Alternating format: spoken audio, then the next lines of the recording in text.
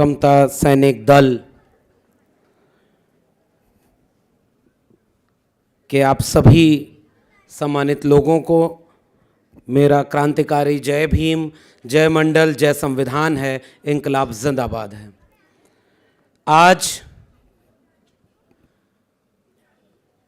एक बहुत खास दिन है।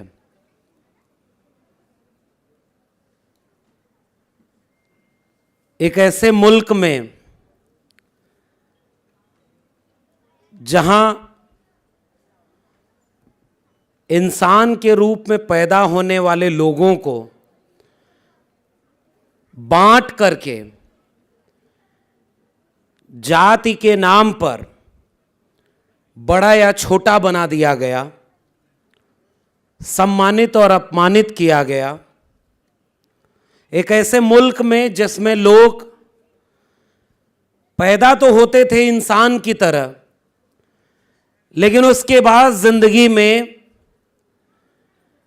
अगर जाति तय हो गई तो भगवान के रूप बन गए, और नहीं तो वो इंसानों से भी बदतर पशुवत जीवन जीने पर मजबूर हो गए।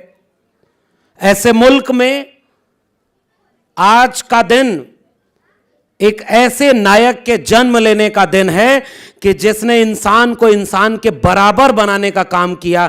ऐसे डॉक्टर भीमराव अंबेडकर को उनकी जयंती के दिन मैं याद करना चाहता हूं, और समता सैनिक दल के सभी साथियों को शुक्रिया अदा करता हूं कि दीक्षा भूमि में हमें खड़े होकर अपने पुरखे को याद करने का एक मौका दिया है आपने।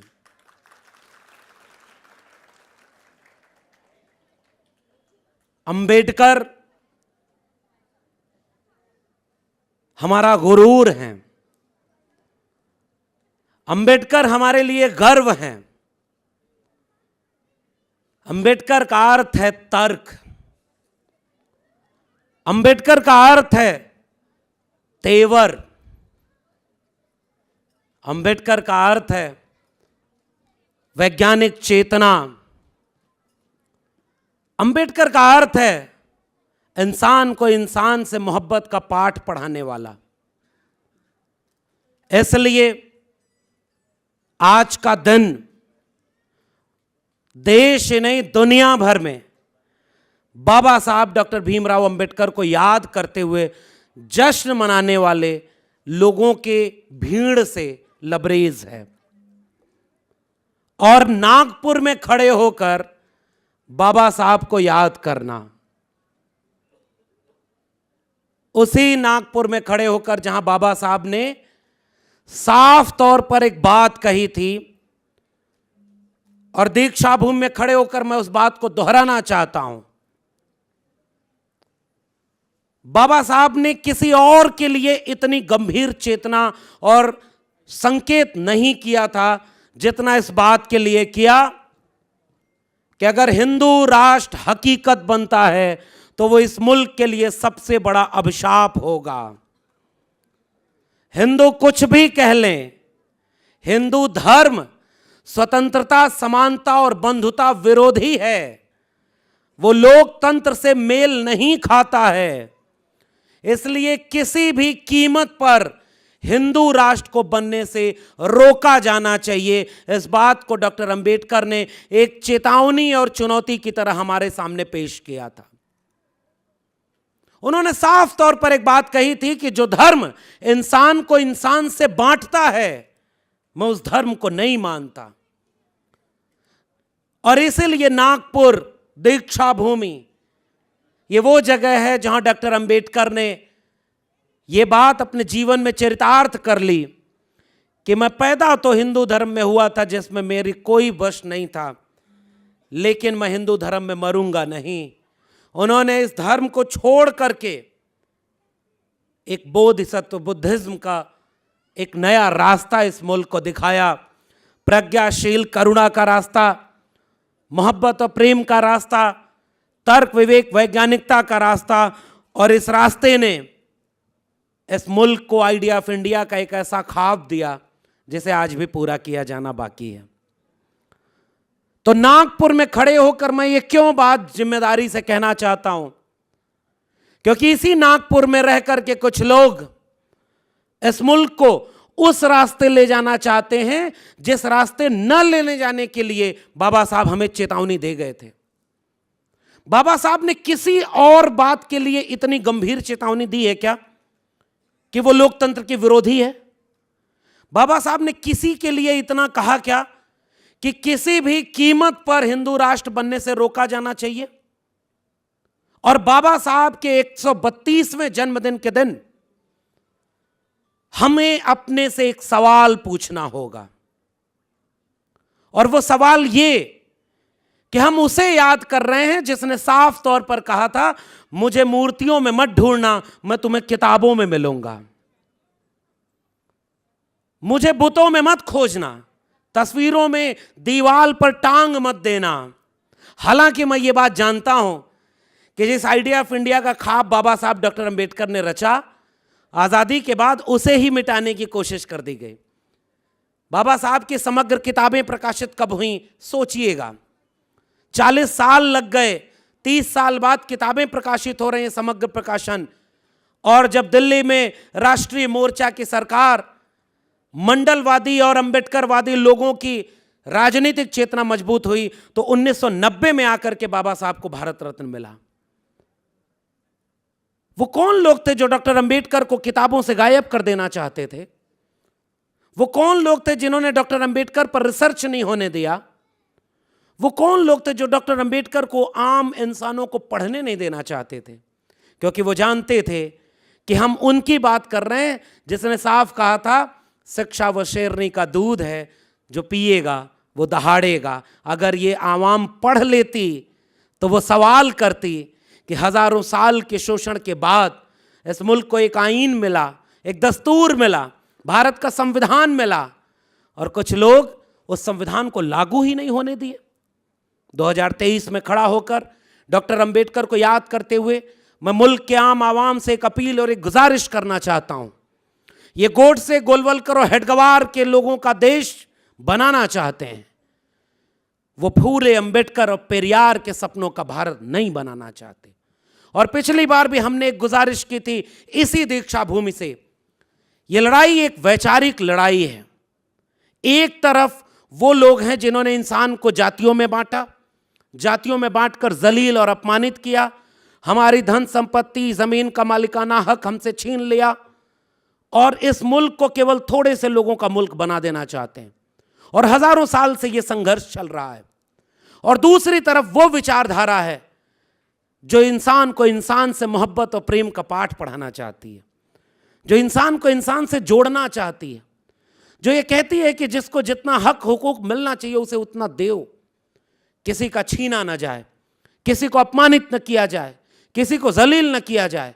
और वो विचारधारा एक तरफ गोडसे, गोलवलकर, हेडगवार, और दूसरी तरफ बिरसा, फूले, अंबेडकर और पेरियार। इस वैचारिक लड़ाई में बाबा साहब को सबसे बड़ी, हम अगर कोई चीज दे सकते हैं तो वो वाक्य जो उन्होंने कहा था कि बड़ी मुश्किल से ये कारवां यहां तक लाया हूं, इसे आगे ले जाना, और अगर आगे न ले जा पाना तो वहीं छोड़ देना, इसे पीछे मत जाने देना।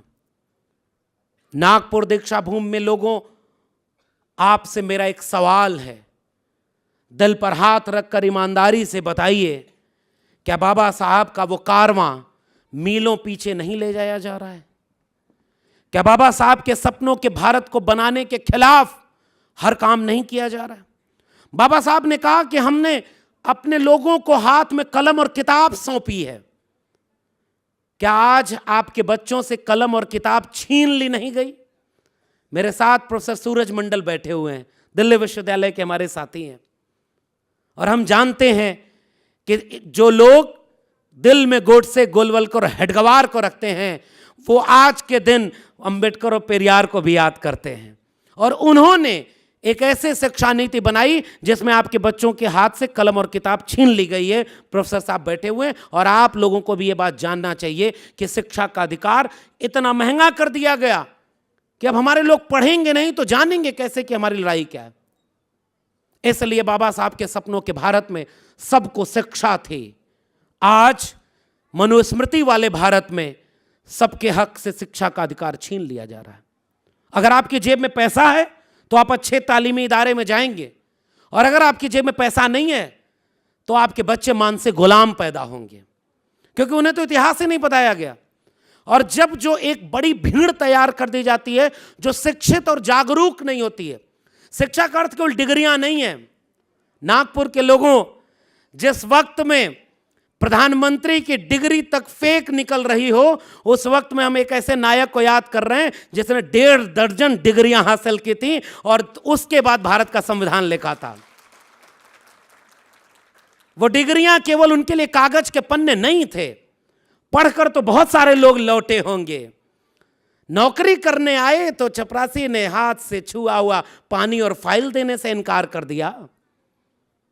कितना अपमान हुआ। स्कूल में पढ़ने गए तो बाहर निकाल दिया। क्या वो बदल गई है तस्वीर? डॉक्टर अंबेडकर को स्कूल में पढ़ने से रोका गया और बाहर निकाला गया उनकी जाति देखकर।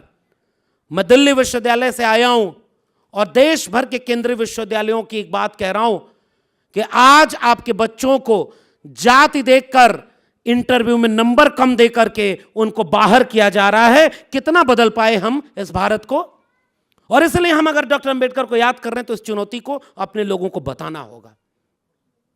डॉक्टर अंबेडकर को अगर बड़ी सी मूर्ति, बड़ी सी तस्वीर वहीं तक अगर महदूद कर देंगे तो मुझे लगता है उनके सपनों का भारत हम नहीं बना पाएंगे।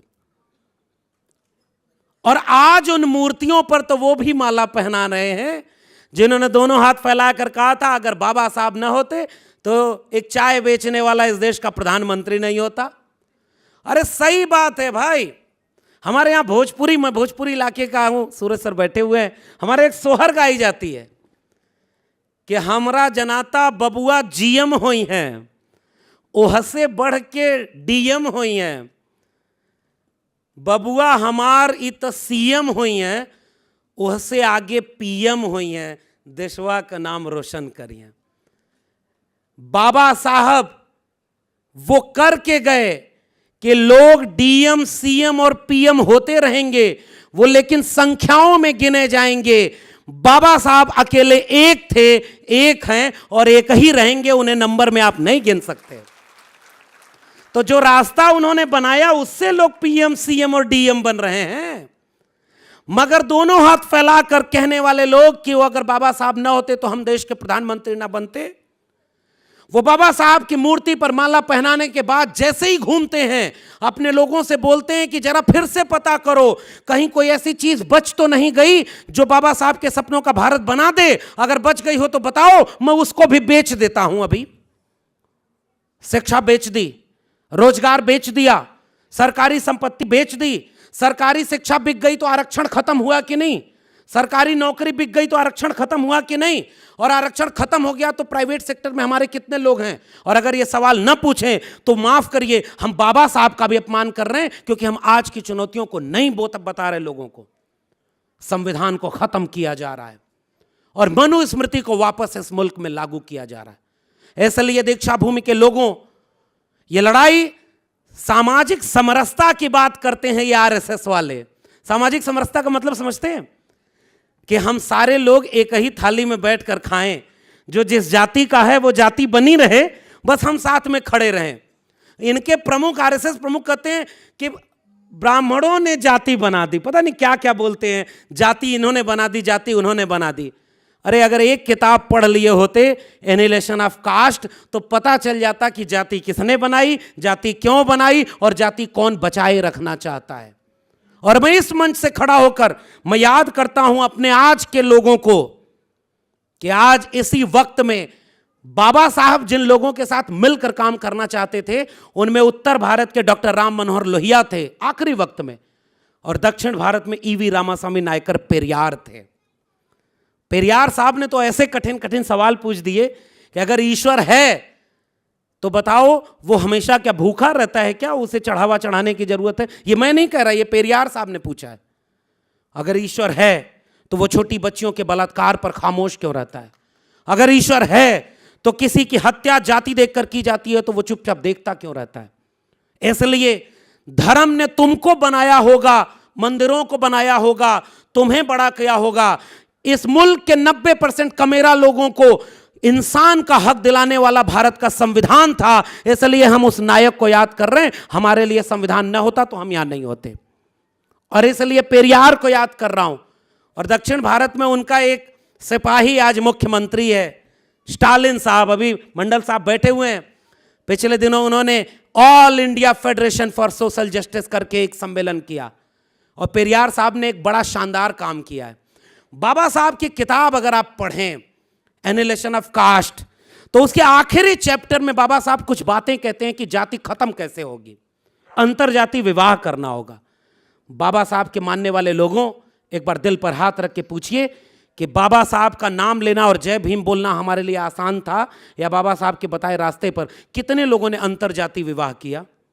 कितने दलितों में दलितों की शादियां आपस में जातियों को तोड़कर हुई? ओबीसी में ओबीसी की शादियां कितनी तोड़कर हुई? और अगर किसी ने शादी की तो हमने उसको स्वीकार कबूल किया क्या? अगर नहीं किया तो बाबा साहब का सपना अभी अधूरा है। इंटरकास्ट मैरिज बाबा साहब का एक सूत्र था, रोटी बेटी का संबंध। और उसके बाद कई चीजों में बाबा साहब एक बात कहते हैं, एनिहिलेशन ऑफ कास्ट के साथ पुजारी का इम्तिहान होना चाहिए। कोई मुखस्य जायते ब्राह्मण बाहुर नाम क्षत्रिय अगर है तो वही पुजारी नहीं बनेगा, रिटेन एग्जाम होना चाहिए और पुजारी सब बनेंगे। पेरियार का एक वारिस स्टालिन अपने राज्य में हर जाति के लोगों को पुजारी बना करके क्रांतिकारी काम कर दिया। भाई मंदिरों पर तुम्हारा ही कब्जा क्यों? जब तक इस मुल्क के लोग मंदिर जाते रहेंगे हम एक सवाल करेंगे कि मंदिरों में भी सबको रिजर्वेशन देना चाहिए। उसके बाद हम एक ऐसा भारत बनाएंगे, लोगों को कहेंगे कि मंदिरों वाली भीड़ को स्कूल कॉलेज और विश्वविद्यालय भेज दो, अपने आप ये विश्व गुरु बन जाएगा। तो एक चरण दर चरण इस लड़ाई को आगे ले चलना है। तो ये जो नागपुर वाले सामाजिक समरसता की बात करते हैं, ये चाहते हैं कि जाति व्यवस्था बनी रहे, ब्राह्मण ब्राह्मण बना रहे, शूद्र शूद्र बना रहे।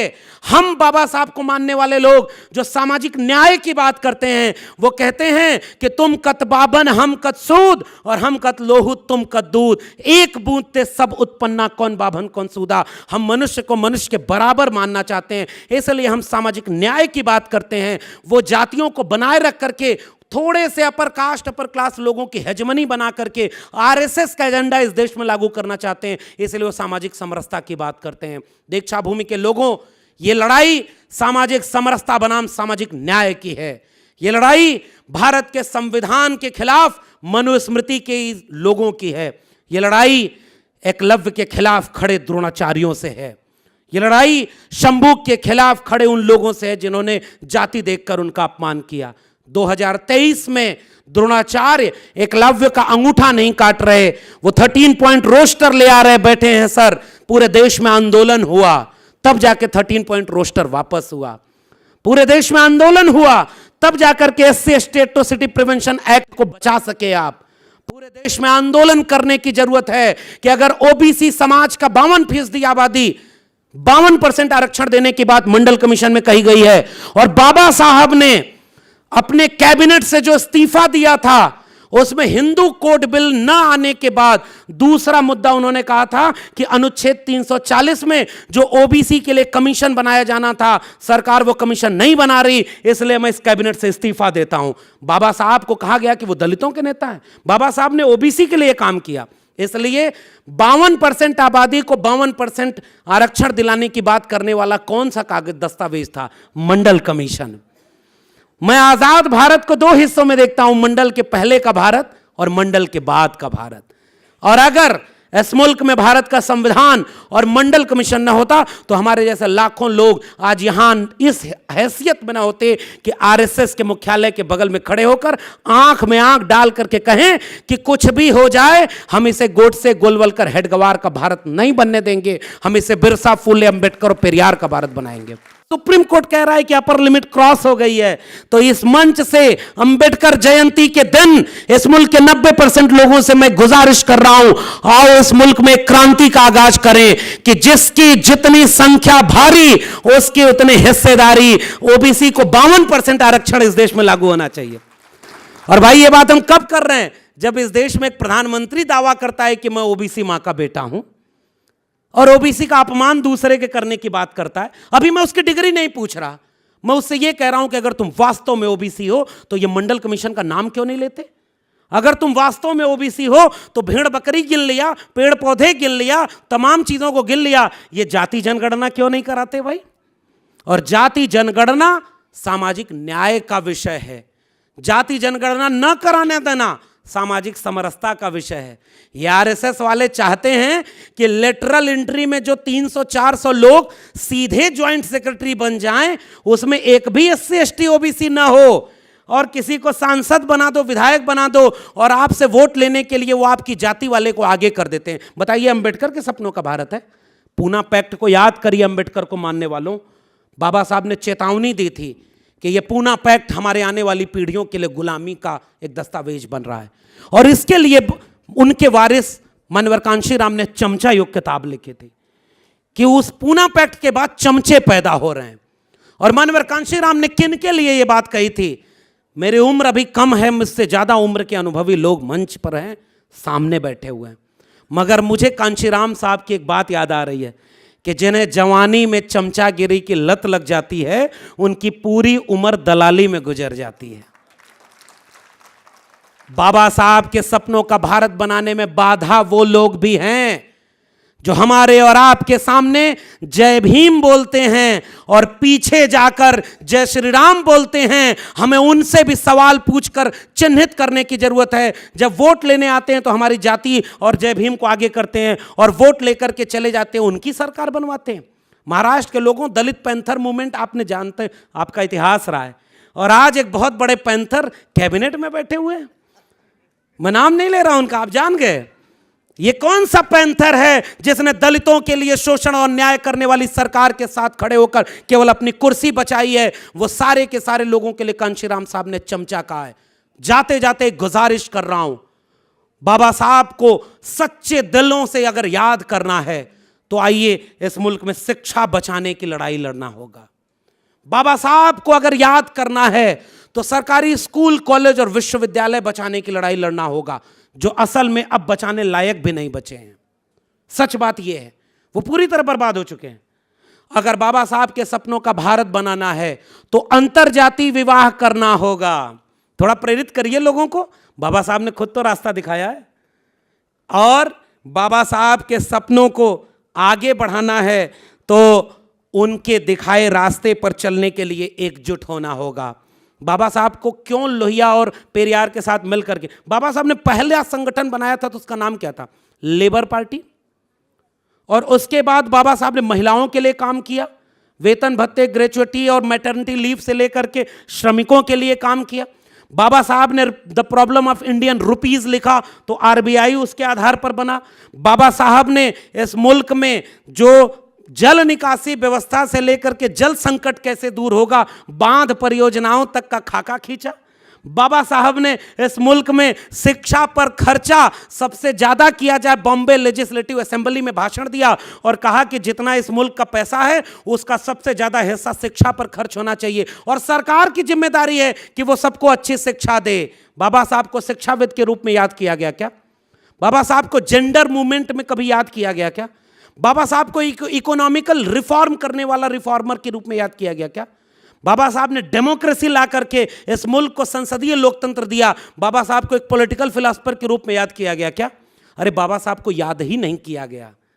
मगर कुछ बीज ऐसे होते हैं जिन्हें बंजर धरती में भी गाड़ दो तो भी वो धरती का सीना चीर करके एक दिन लहलाते हुए खड़े होते हैं। और ऐसे ही बीज ईवी रामासामी नायकर पेरियार हैं, ऐसे ही बीज महात्मा ज्योतिबा फुले हैं, ऐसे ही बीज साहू जी हैं, भगत सिंह हैं, लोहिया हैं, बीपी मंडल हैं, कांशीराम हैं। हमारे लोगों को अपमानित और जलील किया गया। मगर आज देखो, एक आखिरी बात और कह दूं थोड़ा जोखिम उठाते हुए, कुछ दिन पहले उनकी धार्मिक यात्राएं निकली तो सड़क पर तलवार लहराते हुए मंदिर का लोग मस्जिद के सामने दंगा का माहौल किया, कर्फ्यू लगाया गया, जेल में डाला गया, हत्याएं हुई। उनकी धार्मिक रैलियों से हत्याएं हो रही हैं, हिंसा हो रही है। आज 14 अप्रैल को देख लेना, इस मुल्क में लाखों लाख लोग सड़कों पर रैलियां और जुलूस निकालेंगे। एक चींटी भी कहीं अगर आहत हो जाए तो बताना यह है बाबा साहब अंबेडकर की विरासत। जयपाल सिंह मुंडा ने संविधान सभा में एक वाक्य कहा था, मेरा प्रिय वाक्य है। संविधान सभा में जयपाल सिंह मुंडा खड़े हुए और बोले कि सुनो, हम सिंधु घाटी सभ्यता के वारिस हैं, लोकतंत्र का पाठ तुमसे हमें नहीं सीखना है, हमसे तुम सीखो, क्योंकि हम इस देश के मूल निवासी हैं। इस देश का एक भी कमेरा व्यक्ति, किसान कुनबी हो, कुम्हार लुहार बढ़ई नाई मोची हो, निषाद मल्लाह हो, शेड्यूल कास्ट शेड्यूल ट्राइब का हो, माइनॉरिटी का हो, महिलाएं हो, ये सारे 90% लोग हमारे पुरखों ने इस मुल्क को बनाया है। हमें मिलकर इस मुल्क को बचाना होगा।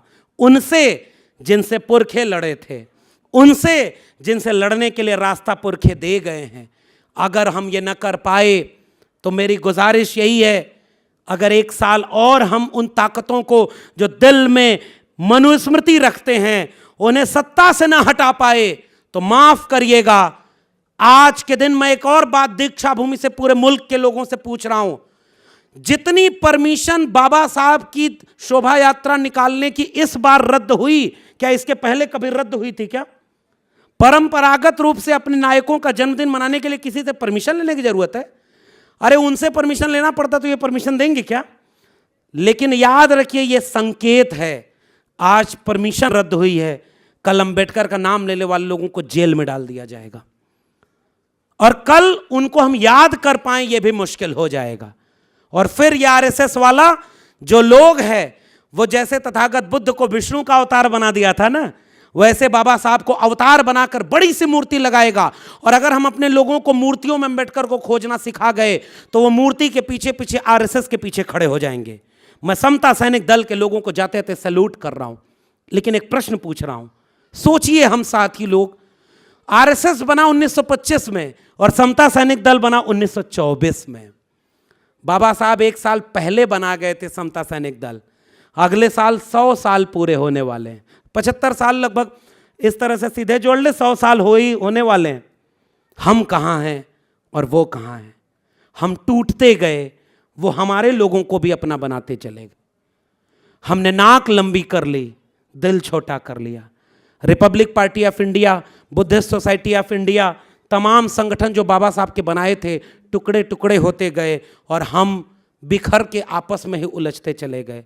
एक आखिरी बात, मेरे पिताजी ने एक बार अंगूर खरीदने भेजा, तो मैंने सोचा कि थोड़ा अच्छे से उनको बताऊं कि मैं भी खरीदारी कर सकता हूं, खरीद बेच सकता हूं। तो मैंने 10 रुपया किलो अंगूर जो टुकड़े टुकड़े पड़े थे वो ले जाकर दे दिया और पिताजी से कहा, बिजनेस करना मुझे भी आता है, आशीर्वाद दीजिए, एक दिन देश का प्रधानमंत्री बन के देश को ही बेचने का खरीदने का बिजनेस करूं।